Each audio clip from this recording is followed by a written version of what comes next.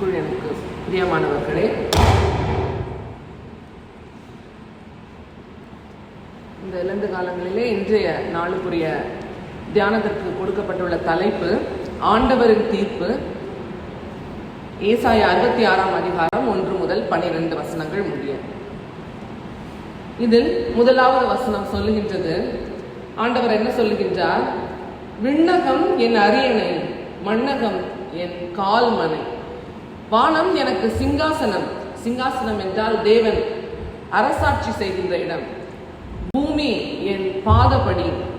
பாதப்படி என்றால் தேவனுடைய அதிகாரம் இருக்கின்ற இடம். நம்முடைய கடவுள் விண்ணையும் மண்ணையும் படைத்து அதை ஆட்சி செய்து கொண்டு வருகின்றார். ஆனால் அவருடைய உள்ளம் துயரடைகின்றது என்று நாம் ஆதியாகமத்திலே பார்க்கின்றோம். ஆதியாகமம் 3 அதிகாரம் 23, 24 வசனத்தை பார்க்கும் பொழுது, அங்கே அவர் மனிதனை படைத்தது நலமல்ல என்று கண்டு அவர்களுக்கு ஒரு தீர்ப்பு அளிக்கின்றார். அங்கே மனிதனை வெளியே துரத்தி விடுகின்றார் ஏதேன் தோட்டத்திலிருந்து. அதே போல 6 அதிகாரம் 5 வசனத்தை பார்க்கும் பொழுது, மனிதர் செய்யும் தீமை பெருகுவதையும் அவர் இருதய சிந்தனைகள் எல்லாம் நாள் முழுவதும் தீமையையே உருவாக்குகிறது என்பதையும் கண்டு ஆண்டவர் என்ன சொல்லுகின்றார்? நான் படைத்த மனிதனை மண்ணிலிருந்து அழித்தொழிப்பேன் என்று சொல்கின்றார். நோவா காலத்திலே கிட்டத்தட்ட 75 ஆண்டுகளாக அந்த பேழையை அவர் கட்டி கொண்டிருக்கின்றான். ஆனாலும் ஒரு மனிதன் கூட அதை கடவுள் இருக்கின்றார் என்கின்ற பயம் இல்லாமல் அதை அசட்டை செய்து கொண்டிருந்தான். அப்பொழுதும் ஒரு தீர்ப்பு வந்தது. 7 அதிகாரம் 17 21 வசனங்களை வாசிக்கும் பொழுது, அங்கே பெருவெள்ளம் வந்து உலகம் முழுவதையும், அதில் இருக்கின்ற மனிதர்கள் அனைவரையும், நோவா குடும்பம் தவிர அனைத்து மனிதர்கள், சதையான உயிரினங்கள் அனைத்தையும் அங்கே அழிப்பதை நாம் பார்க்கின்றோம். இதுதான் நோவா காலத்தில் ஆண்டவருடைய தீர்ப்பாக இருந்தது. அது அழிவுக்கு நேராக இருந்தது. தொடர்ந்து ஆதியாகமம் 19 அதிகாரத்தை வாசிக்கும் போது கூட அங்க சோதாம் கோமாரா என்கின்ற நகரங்களையும் மனிதர்களுடைய தீச்செயலினாலே அவர் அழிக்கின்றவராக காட்சியளிக்கின்றார்.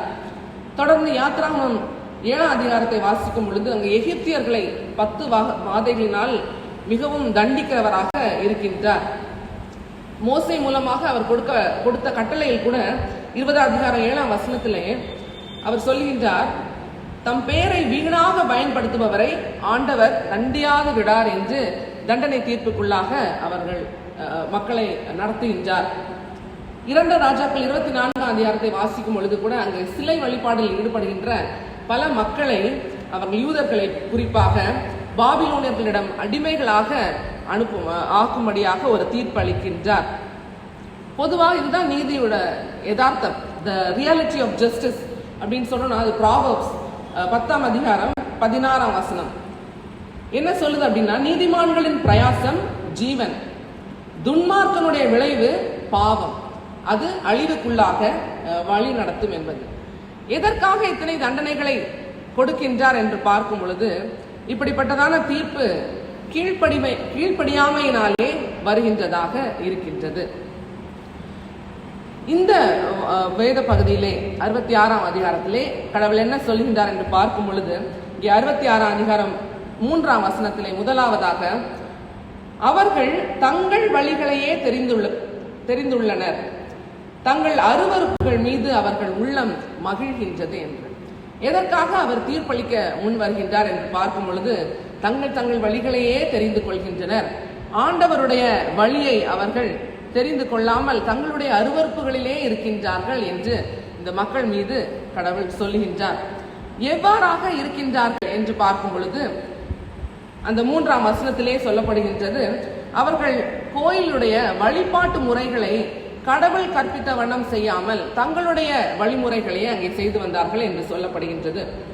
அவர்களுக்கு இளம் காளையை வெட்டி பலியிடுவதும் மனிதரை கொலை செய்வதும் ஒன்றாம், ஆட்டுக்குட்டியை பலியாக கொடுப்பதும் நாயின் கழுத்தை முறிப்பதும் ஒன்றாம், உணவு படையலை படைப்பதும் பன்றியின் இரத்தத்தை ஒப்பு கொடுப்பதும் ஒன்றாம், நினைவு படையலாகிய தூபம் காட்டுதலை செய்வதும் சிலைகளை வணங்குதலும் ஒன்றாம் என்று அங்கே பார்க்கின்றோம். தங்களுடைய வழிபாட்டு முறைகளை தங்கள் விருப்பப்படியே அவர்கள் செய்கின்றதை இங்கே பார்க்க முடிகின்றது. நீதிமொழிகள் 17 அதிகாரம் 3 வசனம் சொல்லுகின்றது, வெள்ளியை புகையும் பொன்னை குடமும் சோதிக்கும், ஆனால் இருதயத்தை சோதிக்கிறவரோ கர்த்தர். தொடர்ந்து 21 அதிகாரம் 2 சொல்லுகின்றது, மனிதருடைய நடத்தையெல்லாம் அவன் பார்வைக்கு குற்றமற்றதாய் தோன்றலாம், ஆனால் ஆண்டவர் அவர் உள்ளத்தில் உள்ளவைகள் எல்லாத்தையும், அவனுடைய உள்ளத்தின் எண்ணங்களை சீர்தூக்கி பார்க்கின்றவராக இருக்கின்றார். இங்கே எருசலேம் தேவாலயத்தில் கடவுள் கற்றுக் கொடுத்த முறைகளை மாற்றி செய்கின்ற ஒரு மக்களை நாம் பார்க்கின்றோம். இயேசுவானவர் கூட தன்னுடைய வாழ்க்கையிலே, தன்னுடைய ஊழிய பயணத்திலே இதை மிகவும் கடிந்து கொள்ளுகின்றவராக இருக்கின்றார். இவர் இயேசுவானவர் சொல்றது என்னன்னா, என்னுடைய வீடு ஜெப வீடு, இதை கள்ளர் குகையாக்கினீர்கள் என்று சொல்கின்றார். மற்ற 3 சுவிசேஷங்களை விட இந்த யோவான் சுவிசேஷம் மிகவும் தெளிவாக அதை வரிசைப்படுத்தி சொல்கின்றது ஒரு கோர்வையாக. 2 அதிகாரம் 14 22 வசனங்களை வாசிக்கும் பொழுது இயேசு மிகவும் கோபப்படுகின்றார். அங்கே கயிறுகளினால் சாட்டைகளை உண்டு பண்ணி அங்கே இருக்கின்ற புறா விற்கிறவர்கள், வாங்குகிறவர்கள் எல்லாரையும் அடித்து வெளியே துரத்தினார் என்று அங்கே எழுதப்பட்டிருக்கின்றது. இருக்கைகளையும் மேசைகளையும் கவிழ்த்து போடுகிறார், சிலைகள் எல்லாம் சிதறி விழுந்தது என்று வாசிக்கின்றோம் அந்த பகுதியிலே. அப்பொழுது அங்கே அதிகாரிகள் வந்து கேட்கின்றார்கள், எந்த அதிகாரத்தில் இதெல்லாம் செய்றீங்க? அப்பொழுது 19 வசனத்துல சொல்கின்றார் அவர், இந்த கோவிலை இடித்து விழுங்கள், ஆனால் 3 நாளைக்குள்ளே இதை கட்டி எழுப்புவேன் என்று இயேசு சொல்கின்றார். தன்னுடைய வழிகளே நடக்கின்ற அந்த யூதர்கள், அவர்களால் அதை புரிந்து கொள்ள முடியவில்லை. ஆனால் கலிலேயா கடலோரத்திலே தங்களுடைய வழிகள் அனைத்தையும் விட்டுவிட்டு இயேசுவே கடவுள் என்று பின்பற்றி வந்த அவர்கள் சீடர்கள் அதை புரிந்து கொண்டார்கள் என்று அந்த பகுதியிலே நாம் வாசிக்க முடிகின்றது. அவர் தம்முடைய உயிர்த்தெழுதலை தான் அந்த 3 நாட்களாக அவர் சொல்லுகின்றார் என்பதை அவர்கள் புரிந்து கொண்டார்கள். ஆக தங்களுடைய வழிகளையே நடக்கின்றோம் என்றால் நிச்சயமாக கடவுளுடைய திட்டத்தையும் அவருடைய செயல்பாடுகளையும் அவருடைய கட்டளைகளையும் நாம் உணர்ந்து கொள்ள முடியாது. ஆக நாம் என்ன செய்ய வேண்டும்? சங்கீதக்காரன் சொல்லுகின்றது போல 139 சங்கீதம் 23-24 வசனத்திலே அவர் சொல்லுகின்றார், தேவனே என்னை ஆராய்ந்து என் இருதயத்தை அறிந்து கொள்ளும், என்னை சோதித்து என் சிந்தனைகளை அறிந்து கொள்ளும், வேதனை உண்டாக்கும் வழி என்னிடத்தில் உண்டோ என்று பார்த்து நித்திய வழியிலே என்னை நடத்தும் என்று சொல்கின்றார். இதேதான் பவுலடிகளாலும் எபேசியருக்கு எழுதும் போது 4 அதிகாரம் 30 வசனத்துல, மீட்கப்படும் நாளுக்கென்று முத்திரையாக கொடுக்கப்பட்டுள்ள அந்த பரிசுத்த ஆவியை துக்கப்படுத்தாதீர்கள் என்று சொல்கின்றார். ஆக மனம் போன போக்கில் அல்ல, கடவுள் காட்டுகின்ற வழியை, அந்த பரிசுத்த ஜீவியத்தை நாம் பற்றி நடக்க நாம் இந்த காலங்களிலே அழைக்கப்படுகின்றோம். 5 வசனத்துல சொல்லுகின்றார், ஆண்டவரின் வாக்குக்கு நடுநடுங்குவோரே, ஆண்டவர் தம் ஆட்சியை காண்பிக்கட்டும் என்று சொல்கின்றார்கள், ஆனால் அவர்கள் தான் வெட்கம் அடைவார்கள் என்று சொல்லுகின்றது. கடவுளுடைய வழியை பின்பற்றி செல்லும் பொழுது அந்த மக்கள் நிச்சயமாக வெட்கப்பட்டு போவதே இல்லை. இரண்டாவதாக, எவ்வாறு அவர்கள் செல்கின்றார்கள், தங்கள் வழிகளில் செல்கின்றார்கள் என்றால் 4வது வசனம், நான் அழைத்த போது எவரும் பதில் தரவில்லை, நான் பேசிய போது அவர்கள் செவி கொடுக்கவில்லை என்று கடவுள் சொல்கின்றார். இந்த பகுதியில் நம்ம பார்த்தோம்னா 1ஆம் வசனத்தை வந்து மத்தேயு 5 அதிகாரம் 34-35 வசனத்துல இயேசுவானவரும் அந்த மலை பிரசங்கத்தின் போது போதிக்கின்றார்.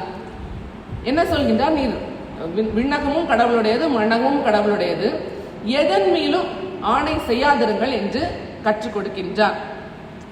முற்காலத்தில் ஆணையிட்டு நேர்ந்து கொண்டதை ஆண்டவருக்கு செலுத்துவீர் என்று கூறப்பட்டிருப்பதை கேள்விப்பட்டிருப்பீர்கள். ஆம் என்றால் ஆம் என்றும், இல்லை என்றால் இல்லை என்றும் சொல்லுங்கள் என்று அங்கே கற்றுக் கொடுக்கின்றார். ஆனால் தொடர்ந்து இந்த ஒரு சடங்கு நமக்கு தேவையில்லை. ஏனென்றால் அனைத்தும் கடவுளுடையது, அனைத்தையும் ஆட்சி செய்கின்றவர் கடவுளுடையது. சங்கீதக்காரன் சொல்கின்றார், வல்லமையும் உம்முடையது, கிருபையும் உம்முடையதே. அனைத்தும் அவருடையதாக இருக்கும் பொழுது நாம் எதன் மீதும் ஆணையிட்டு நாம் பேசக்கூடாது என்று இயேசுவானவர் கற்பிக்கின்றார். ஆனால் நாம் 23ஆம் அதிகாரம், மத்தேயு 23ஆம் அதிகாரத்தை வாசிக்கும் பொழுது அங்கே திருக்கோயிலுக்குள்ளேயே பல சடங்குகள் மறுபடியும் ஏற்படுகின்றன. அதை அனைத்தையும் கடவுள் இயேசுவானவர் கடிந்து கொள்கின்றதை நாம் பார்க்க முடிகின்றது. அதை நடத்துகின்றவர்களை இயேசு சொல்லுகின்றார், குருட்டு வழிகாட்டிகளே, எது சிறந்தது, பொன்னா அல்லது பொன்னை தூயதாக்கும் திருக்கோயிலா? 23ஆம் வசனத்துல தசமபாகத்தை செலுத்த வேண்டும் என்று சொல்லுகின்றீர்கள், ஆனால் முக்கிய போதனைகளாகிய நீதி இரக்கத்தை நீங்கள் மறந்து விடுகின்றீர்கள். காணிக்கை மீது முக்கியத்துவம் கொடுக்கின்றீர்கள், ஆனால் காணிக்கை வைக்கும் பீடத்தை நீங்கள் அவமானப்படுத்துகின்றீர்கள், அதற்கு சரியான மரியாதை கொடுக்கவில்லை என்று சொல்லுகின்றது 23ஆம் வசனத்திலே பார்க்கின்றோம். அதே போல 25ஆம் வசனத்தை பார்க்கும் பொழுது வெளிவேடக்காரரே என்று சொல்லிவிட்டு அந்த கிண்ணத்தின் உட்புறத்தை நீங்கள் வெளிப்புறத்தை தூய்மையாக்கின்றீர்கள், ஆனால் உட்புறம் அதை நீங்கள் மரியாதை கொடுக்கவில்லை என்று சொல்லுகின்றார்.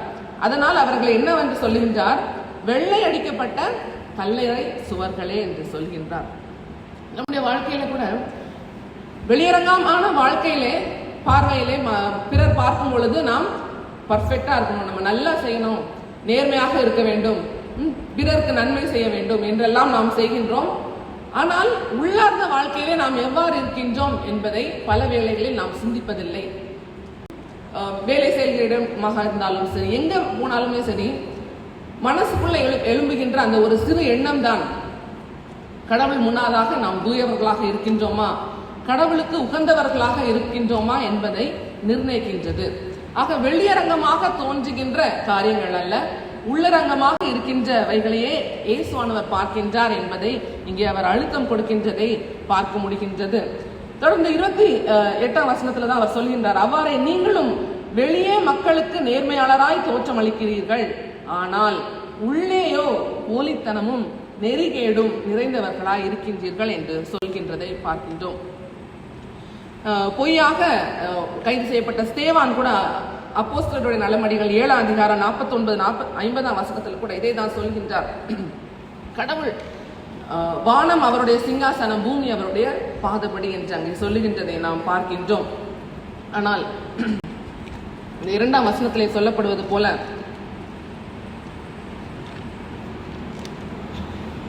ஆண்டவர் எளியவரையும் உள்ளம் வருந்துபவரையும் என் சொல்லுக்கு அஞ்சுபவரையும் கண்ணோக்குவேன் என்று சொல்லுகின்றார். கடவுள் வெளியரங்கமாய் தோற்றம் அளிக்கிறவர்களை அல்ல, உள்ளுக்குள்ளாக எளியவராக இருப்பவரையும் உள்ளம் வருந்துபவரையும் அவருடைய சொல்லுக்கு கேட்பவர்களையும் சொல்லை கேட்பவர்களையும் அவருடைய சொல்லுக்கு அஞ்சுபவர்களுக்கும் தான் அவர் எப்பொழுதும் துணையாக நிற்கின்றார் என்று நாம் பார்க்கின்றோம். சங்கீதக்காரன் கூட சொல்லுகின்றார், 34ஆம் சங்கீதம் 18ஆம் வசனத்திலே, நொறுங்குண்ட இருதயம் உள்ளவர்கள் உடன் கர்த்தர் சமீபமாயிருந்து நறுங்குண்ட ஆவி உள்ளவர்களை ரட்சிக்கிறார் என்று. 51ஆம் சங்கீதம் 17ஆம் வசனத்துல கூட, தேவனுக்கு ஏற்கும் பலிகள் நொறுங்குண்ட ஆவிதான், இதோ தேவனே நொறுங்குண்டதும் நறுங்குண்டதுமான இருதயத்தை நீர் விடமாட்டீர் என்று அங்கே தாவீது சொல்லுகின்றார். அதைத் தொடர்ந்து கடவுளுடைய புதிய அரசாட்சி அங்கே சொல்லுகின்றார் 18ஆம் வசனத்திலே, எருசலேமின் மதில்களை கட்டுவீராக, எருசலேமின் மதில்களை கட்டுவீராக. கடவுள் ஒரு புதிய எருசலேமை உருவாக்குகின்றார். ஆண்டவரின் தீர்ப்பு இதுவே. யோவான் 3ஆம் அதிகாரம் 17ஆம் வசனத்துல சொல்றபடி நமக்கு ஒரு வாய்ப்பு கொடுக்கப்படுகின்றது. இங்கே தேவன் உலகத்தை ஆக்கினைக்குள்ளாக தீர்க்கும்படி தேவன் தம்முடைய குமாரனை உலகத்தில் அனுப்பாமல் அவராலே உலகம் ரட்சிப்படைவதற்காகவே அவரை அனுப்புகின்றார் என்று பார்க்கின்றோம். அதேதான் 5ஆம் அதிகாரம் 24ஆம் வசனத்துல கூட, என் வார்த்தையை கேட்டு என்னை அனுப்பினவரை விசுவாசிக்கிறவன் நித்திய ஜீவனடைகிறவனாய் இருக்கிறான், அவன் ஆக்கினை தீர்ப்புக்குட்படாமல் மரணத்தை விட்டு நீங்கு ஜீவனுக்குட்பட்டிருக்கிறான் என்று மெய்யாகவே மெய்யாகவே உங்களுக்கு சொல்லுகிறேன் என்று சொல்லுகின்றதை நாம் பார்க்கின்றோம். ஆம், எனக்கு அன்பானவர்களே, புதிய எருசலேம், புதிய ராஜ்யம் கடவுள் உருவாக்கி கொண்டிருக்கின்றார். அந்த பணி நிச்சயமாக நிறைவேறும். அதற்கு தான் இங்கே பிள்ளை பிறப்பு தடைபடாது என்கின்ற ஒரு உருவகத்தை அவர் அங்கே சொல்லுகின்றார். நிச்சயமாக இந்த புதிய எருசலேம் கட்டப்படும். அங்கே அனைவரும், இங்க ரோமர் 15ஆம் அதிகாரம் 10ஆம் வசனத்துல சொல்றபடி, புறஜாதிகள் கூட அங்கே பங்கேற்பார்கள், கடவுளுடைய ஜனங்களோடு கூட சந்தோஷப்படுவார்கள் என்று சொல்லப்பட்டிருக்கிறது என்று எழுதியிருக்கிற வண்ணமாக நம்ம எல்லாருக்கும் அங்கு அந்த ஒரு வாய்ப்பு கொடுக்கப்பட்டிருக்கிறது. நம்ம செய்ய வேண்டியதெல்லாம் ஒரே ஒரு விஷயம் தான், அவருடைய வார்த்தைகளை எப்பொழுதும் கேட்டு அவரோடு நெருங்கி இருக்க நாம் அழைக்கப்படுகின்றோம். இருதயத்தை நொறுக்கி நாம் அவருடைய, குறிப்பாக இந்த லெந்து காலங்களிலே அவருடைய சமூகத்திலே நாம் ஊற்றும் பொழுது அவர் நிச்சயமாக நமக்கு பலன் அளிக்கின்றவராக இருக்கின்றார், நமக்கு பக்க துணையாக இருக்கின்றவராக இருக்கின்றார். ஏனெனில் அவர் he is always gracious and compassionate. அவர் மனதுருக்கம் உள்ளவர். இது எல்லா தீர்க்கதரிசிகளும் சொல்கின்றார்கள். யோவேல் 2:13 நெகேமியா 9:17 யோனா 4:2 மீகா 7:18 இது எல்லாமே இதுதான் சொல்லுது. யாத்ராகமம் 34:6 விடுதலை பயணத்தின் போது ஆண்டவர் தான் எல்லாம் செய்கின்றார், அவரே கடவுள் என்கின்ற ஒரு அதிகாரத்தை அங்கே சொல்கின்றார். ஒருவேளை தினந்தோறும் நம்ம கூட சொல்லுவோம். 103 சங்கீதம் 8 இந்த விஷயத்தை, கடவுள் மனதுருக்கம் உள்ளவராக இருக்கின்றார். காலைதோறும் புதிய புதிய கிருபைகள் நமக்கு கிடைத்து கொண்டேதான் இருக்கின்றது. எபேசியர் 2:4-5 சொல்லப்படுகிறது போல, approach the throne of grace, approach the throne of grace. இந்த காலை வேளையிலே நாம் எவ்வாறு இருக்கின்றோம் என்பதை நாம் ஆழமாக அலசி ஆராய நாம் அழைக்கப்படுகின்றோம். இந்த சிலுவையின் வழியை நாம் தெரிந்து கொள்கின்றோமா, அல்லது நம்முடைய வழிகளையே நாம் பின்பற்றி கொண்டிருக்கின்றோமா? அவரை முழுமனதாக ஏற்றுக்கொள்ள நமக்கு வாஞ்சை இருக்கின்றதா? அவருடைய சொல்லை கேட்டு அவருடைய சொல்லுக்கு கீழ்ப்படுகின்ற மக்களாக வாழ நாம் விரும்புகின்றோமா? தாழ்மையான உள்ளத்தோடு நேர்மையாலும் நீதியாலும் அவரை வழிபடுகிறவர்கள் அவரை கண்டு கொள்வார்கள்.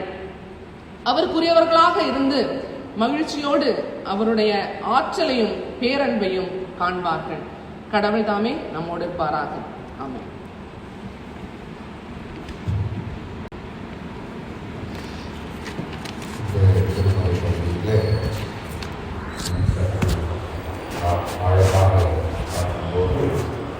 இரண்டாம் வசனத்தை தான் அதிகமாக இந்த வார்த்தைகள் பதியப்படுகிறது.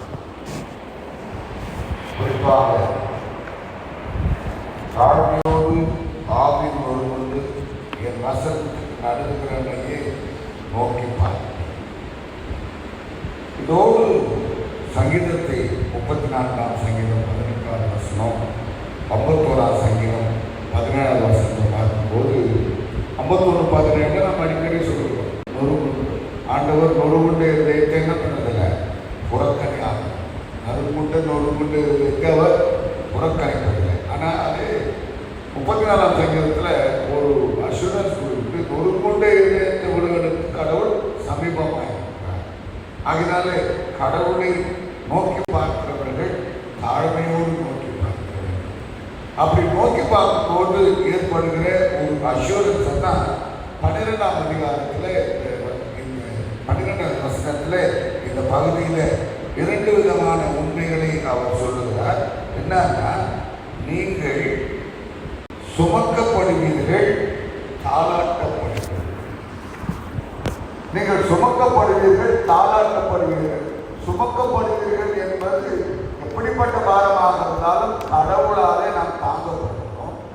தாளாட்டப்படுவீர்கள் என்பது இந்த குழந்தை பிரசவத்தை மையப்படுத்துகிறார். அது இயேசு தன்னுடைய நாட்களில் நான் சீக்கிரம் நான் போயிடுவேன், நீங்கள் பார்க்க மாட்டேங்க, சிறிது காலத்தில் நான் போயிடுவா அப்படின்னு சொல்லும்போது அங்கே ஒரு ஓமையை சொல்லுகிறார். எப்படி பிரசவிக்கிறவருக்கு வேதனைப்படுகிறார், ஆனால் பிரசவித்த பிறகு அந்த வேதனையை அவர் ஒரு காலம் அவர் நினைத்து பார்ப்பதில்லை. அதுபோல ஆண்டவருடைய சமூகத்திலே நாம் வருகின்ற போது ஆண்டவர் நம்மை சுமக்கிறார். சுமப்பது மட்டுமல்லாமல் அவர் தாளாட்டுகிறார் என்பது அந்த அளவுக்கு அவர் மகிழ்ச்சியை கொடுக்கிறார். அந்த மகிழ்ச்சியுடைய ஒரு உத்தரவாதம் தான் 13ஆம் வசனம். ஒரு தாய் தேற்றுவது போல நான் என்ன பண்ணேன், ஒருவனை அவன் தாய் தேற்றுவது போல நான் உன்னை தேற்றுவேன், நீங்கள் எருசலேமிலே தேற்றப்படுவீர்கள்.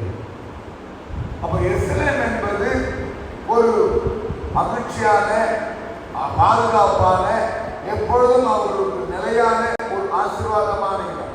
அந்த இடத்துக்கு தாழ்மையோடு நம்மை ஈடுபடுத்திக் கொள்கின்ற போது, தாழ்மையோடு ஆண்டவரை நெருங்கி வருகின்ற போது அவர்களால் நாம் மகிழ்ச்சி பெறுகிறோம். அந்த மகிழ்ச்சிக்கு தடையாக இருக்கிற ஒரு காரியங்கள் எதுவாக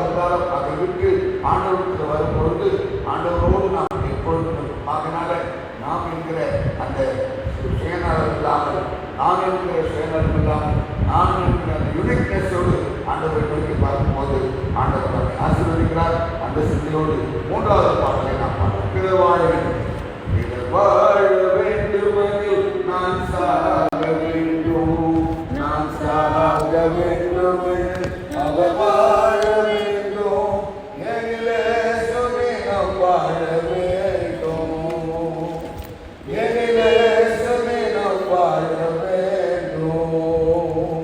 நான் என்னும் ஆணவத்தால் நானெல்லாம் வாழ்ந்திருந்தேன்,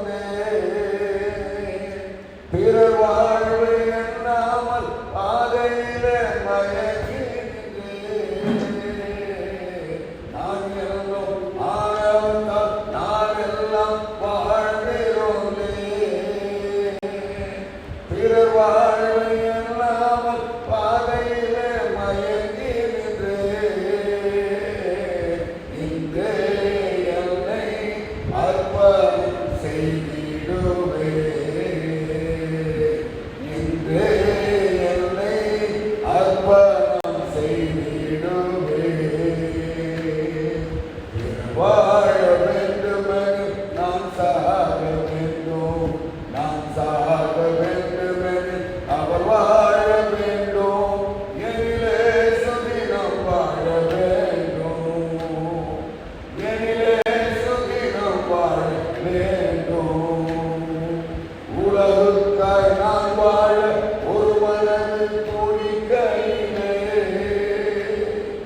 உள்ளுக்குள் கரைப்பட்ட மறுமனது மறுதலையா.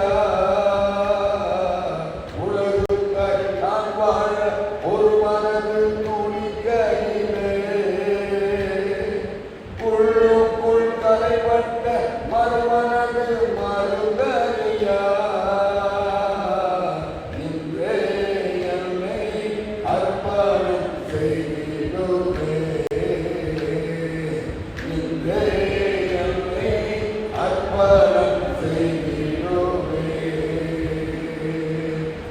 வாழ வேண்டுமெனில் நான் சாக வேண்டும், நான் சாக வேண்டுமெனில் அவர் வாழ வேண்டும், எனிலே சுதினம் வாழ வேண்டும், எனிலே சுதினம் வாழ வேண்டும். இந்த நாளிலும் உங்களுடைய வார்த்தையோடு எங்களோடு இடைப்பட்டதற்காக நன்றி சொல்லுகின்றோம். நீ தாழ்மையோடு நொறுக்கு எண்ணத்தோடு இந்த சமூகத்தில் வரும்பொழுது நோக்கி பார்க்கிறவராய், வாழ வைக்கிறவராய், வழிநடத்துகிறவராய், எங்களை ஏறி சுமக்கிறவராய், மகிழ்வை தருகிறவராய் எங்கள் மத்தியில் இடைப்படுத்தி அதற்காக ஸ்தோத்திரம். அதை உணராமல் தங்கள் வழிகளில் நடக்கிறவர்கள் எப்படிப்பட்டவர்கள் என்ற வேறுபாட்டினை ஏசியா தீர்க்கதரிசி மூலமாக உரைத்து உங்களுடைய சமூகத்திற்கு நேராக, குறிப்பாக இந்த நெருங்க காலங்களிலே எங்களை உமது சமூகத்திற்கு நேராக ஈடுபடுத்திக் கொள்வதற்கான வழிமுறைகளை உமது வார்த்தையின் வழியாக கற்றுத் தருகிறேன். அதை நாங்கள் ஏற்றுக்கொண்டு ஆண்டவரே, நீதி நியாயம் நதி ஆறு என்கிற உமையோடு இணைத்து வற்றாத நதி போல நியாயங்களும் நீதியும் கரை புரண்டு ஓட வேண்டும் என்கிற எதிர்பார்ப்பை நீர் சொல்லிக் கொடுப்பதன் வழியாக நாங்கள் எந்த விதத்திலும் பழகி விடாமல் ஆண்டவரே நாங்கள் உம்முடைய பிள்ளைகளாக எப்பொழுதும் இருப்பதற்கான தைரியத்தை, ஆசீர்வாதத்தை எங்கள் வாழ்விலே பொழிகிறவராய் இடைப்படுவதற்காக ஸ்தோத்திரம். அதை இந்த நாளிலே நாங்கள் உணர்ந்து தொடர்ந்து உடையவர்களாக வாழ்வதற்கான கிருபையை தாரும். அந்த நம்பிக்கையோடு இந்த நாளை நாங்கள் முடிக்க இயேசு மூலம் ஜெபிக்கிறோம். ஜீவன் உள்ள நல்லது. ஆமென். நம்முடைய ஆண்டவராகிய இயேசு கிறிஸ்துவின் கிருபை, பிதாவின் அன்பு, பரிசுத்தம் நம் அனைவரோடும் இன்று வேணும் சதா காலம் இருக்கிறார். ஆமென். கர்த்தர் உங்களோடு இருப்பாராக. சமாதானத்துடன் புகழ் பெறவும் கற்றுக்